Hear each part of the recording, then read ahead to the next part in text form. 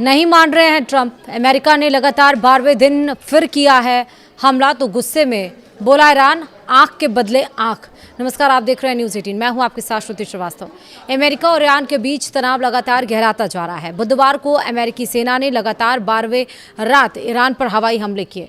Ceasefire समझौता टूटने के बाद दोनों देशों के बीच टकराव और तेज हो गया है। इस बीच ईरान ने चेतावनी दी है कि यदि उसकी ऊर्जा और आर्थिक ढांचे पर हमला हुआ तो वह क्षेत्र के तेल, गैस, बिजली और अन्य महत्वपूर्ण ठिकानों को निशाना बनाएगा। बढ़ते तनाव के कारण दुनिया के दो सबसे अहम समुद्री व्यापारिक मार्ग स्ट्रेट ऑफ हॉर्मुज और स्ट्रेट ऑफ बाब अल मंदेब की सुरक्षा को लेकर भी चिंता बढ़ गई है। अमेरिकी सेंट्रल कमांड ने बताया है कि ताज़ा हमले राष्ट्रपति डोनाल्ड ट्रंप के निर्देश पर किए गए। सेंटकॉम के अनुसार इन हमलों का उद्देश्य ईरान की उस क्षमता को कमजोर करना है जिससे वह क्षेत्रीय समुद्री मार्गों से गुजरने वाले व्यावसायिक जहाजों और नागरिक नौवहन को खतरा पहुंचा सके। सेंटकॉम ने बयान में कहा है कि यह अभियान तब तक जारी रहेगा जब तक ईरान की समुद्री मार्गों को बाधित करने की क्षमता को और कमजोर नहीं कर दिया जाता। ईरान ने चेतावनी दी है कि यदि अमेरिका ने उसके बुनियादी ढांचे पर हमला किया तो जवाब में क्षेत्र के तेल, गैस, बिजली और आर्थिक प्रतिष्ठानों को निशाना बनाया जाएगा। ईरान के विदेश मंत्री अब्बास अराक्ची ने सोशल मीडिया प्लेटफॉर्म एक्स पर लिखा, हमारी रक्षा नीति बिल्कुल स्पष्ट है, आंख के बदले आंख। ईरान या उसके बुनियादी ढांचे पर किसी भी तरह का हमला हुआ तो उसका शक्तिशाली और निर्णायक जवाब दिया जाएगा। वहीं ईरानी अधिकारियों ने यह भी कहा है कि जरूरत पड़ने पर वे क्षेत्र से तेल के निर्यात को भी रोक सकते हैं, जिससे वैश्विक ऊर्जा संकट और गहरा सकता है।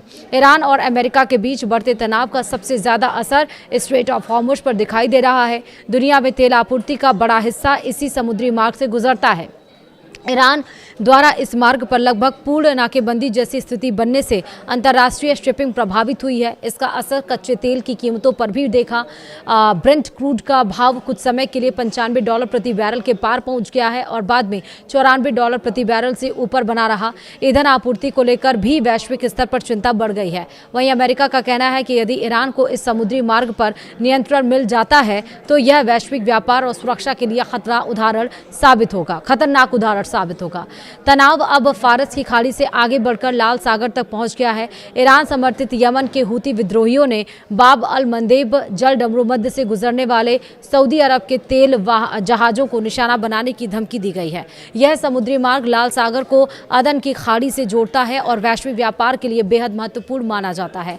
हूती विद्रोहियों की धमकी के बाद से 5 तेल टैंकरों ने लाल सागर में अपना रास्ता बदल दिया है। सऊदी अरब भी अब अपने तेल टैंकरों को वैकल्पिक मार्गों से भेज रहा है, जिससे यात्रा का समय और परिवहन लागत दोनों बढ़ गए हैं। अधिकारियों का कहना है कि यदि बाब अल मंदेब जल डमरू मध्य में भी व्यवधान पैदा हुआ तो वैश्विक शिपिंग और ऊर्जा आपूर्ति पर बड़ा असर पड़ सकता है। वहीं ताजा सैन्य कार्रवाई जून में हुई संघर्ष विराम समझौते के टूटने के बाद शुरू हुई। सीज़फायर खत्म होने के बाद अमेरिका ने ईरान के विभिन्न हिस्सों में हमले तेज कर दिए हैं। वहीं ईरान भी क्षेत्रीय ठिकानों पर मिसाइल और ड्रोन हमले जारी रखे हुए है। ईरानी अधिकारियों का आरोप है कि अमेरिका एक लंबे सैन्य संघर्ष में फंसता जा रहा है।